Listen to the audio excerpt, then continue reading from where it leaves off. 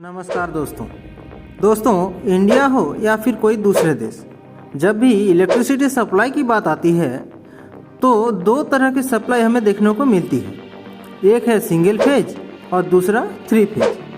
तो दोस्तों आज के वीडियो में हम चर्चा करने वाले हैं कि आखिर सिंगल फेज और थ्री फेज को ही सप्लाई के लिए क्यों कंसिडर किया गया है। टू फेज, फोर फेज या फिर और ज़्यादा फेज का इस्तेमाल हम लोग क्यों नहीं किए। आखिर सिंगल फेज और थ्री फेज में ऐसा क्या है जो इससे ज़्यादा फेजों में नहीं है। तो दोस्तों वीडियो को अंत तक देखते रहिए, आपके सारे सवालों का जवाब इस वीडियो में आपको मिल जाएंगे। सबसे पहले ये बता दूं दोस्तों कि सिंगल फेज की सप्लाई हमें कहाँ देखने को मिलता है। दोस्तों सिंगल फेज की सप्लाई जो 11 kV बाई 415 वोल्ट के डिस्ट्रीब्यूशन ट्रांसफार्मर है वहाँ से आता है। लो वोल्टेज डिस्ट्रीब्यूशन को छोड़कर हर जगह में थ्री फेज का ही ट्रांसमिशन लाइन देखने को मिलता है। तो दोस्तों यहाँ पर सवाल ये आ जाता है कि थ्री फेज के बदले हम लोग सिंगल फेज की ट्रांसमिशन लाइन इस्तेमाल क्यों नहीं करते। थ्री फेज की जगह पर हम 3 सिंगल फेज का भी तो इस्तेमाल कर सकते थे। तो चलिए दोस्तों इसी से बात को आगे बढ़ाते हैं। उसके बाद हम लोग देखेंगे कि 3 फेज के आगे 4 फेज, 5 फेज या फिर और ज़्यादा फेज हम लोग क्यों इस्तेमाल नहीं करते हैं। तो सिंगल फेज ट्रांसमिशन ना यूज़ करने के सबसे पहला रीज़न है क्वांटिटी ऑफ पावर। मतलब दोस्तों सिंगल फेज में हम लोग जितना पावर ट्रांसमिट कर सकते हैं, थ्री फेज में उससे 3 गुना पावर ज़्यादा ट्रांसमिट कर सकते हैं। जैसे अगर सिंगल फेज में 100 मेगावाट पावर ट्रांसमिट हुआ तो थ्री फेज में उसी समय के दौरान हम लोग 300 मेगावाट पावर को ट्रांसमिट कर सकते हैं, यानी 3 गुना। सेकेंड रीज़न है दोस्तों नंबर ऑफ कंडक्टर। दोस्तों अगर थ्री फेज ट्रांसमिशन लाइन के बदले हम लोग सिंगल फेज के 3 अलग अलग ट्रांसमिशन लाइन का इस्तेमाल करते हैं तो उससे क्या होगा। दोस्तों सिंगल फेज ट्रांसमिशन में हर एक सिंगल फेज लाइन के लिए हमें 2 कंडक्टर की आवश्यकता होती है। एक है फेज वायर और दूसरा न्यूट्रल वायर। तो 3 अलग अलग सिंगल फेज ट्रांसमिशन के लिए हमें टोटल 6 कंडक्टर की ज़रूरत पड़ेगी। वहीं पर दोस्तों अगर हम लोग थ्री फेज का एक ही ट्रांसमिशन लाइन इस्तेमाल करें तो हमें कोई भी न्यूट्रल वायर की ज़रूरत नहीं होती है। हम सिर्फ 3 कंडक्टर के इस्तेमाल करके ही उतना ही पावर को ट्रांसमिट कर सकते हैं और हमें जहां पर रिक्वायरमेंट होगी वहीं पर हम लोग न्यूट्रल भी बना लेंगे। तो दोस्तों थ्री फेज में न्यूट्रल वायर कैसे बनता है उसका वीडियो हमने पहले से ही बना कर रखी है, आप चाहें तो उस वीडियो को देख सकते हैं। हमारा तीसरा रीज़न है दोस्तों कॉस्टिंग।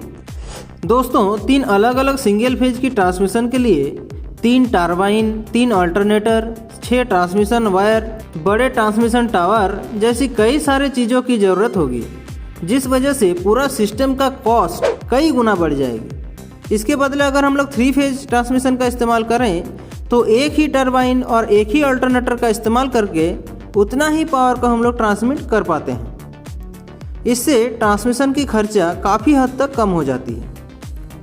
नेक्स्ट रीज़न है दोस्तों फ्रीक्वेंसी। दोस्तों ये बहुत ही वाइटल एक रीज़न है। जैसे हमने अभी बताया दोस्तों कि 3 सिंगल फेज पावर प्रोड्यूस करने के लिए 3 अलग अलग अल्टरनेटर की ज़रूरत होगी।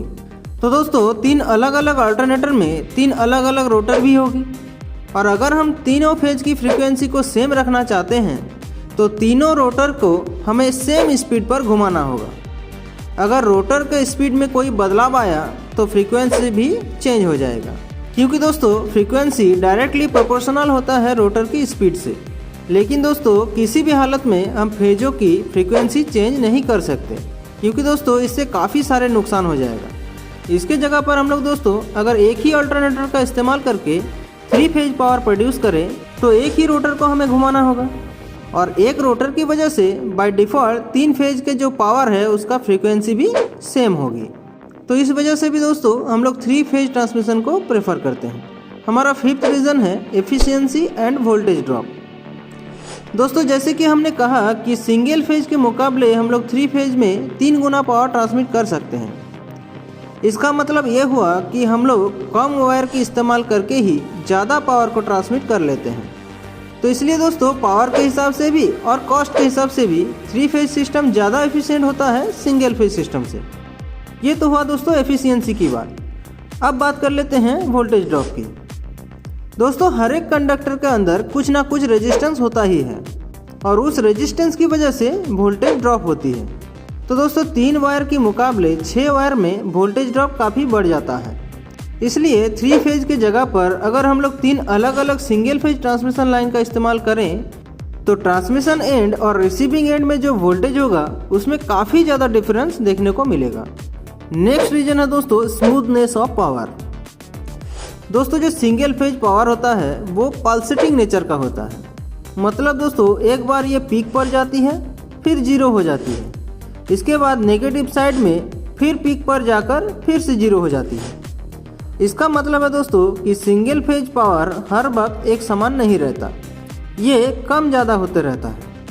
वहीं पर दोस्तों 3 फेज में जो पावर होता है वो लगभग कांस्टेंट होता है।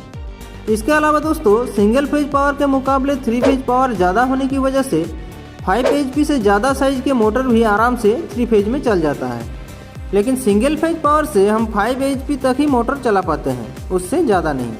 दोस्तों इतने सारे एडवांटेजेस की वजह से सिंगल फेज ट्रांसमिशन की जगह पर हम लोग 3 फेज ट्रांसमिशन का इस्तेमाल करते हैं।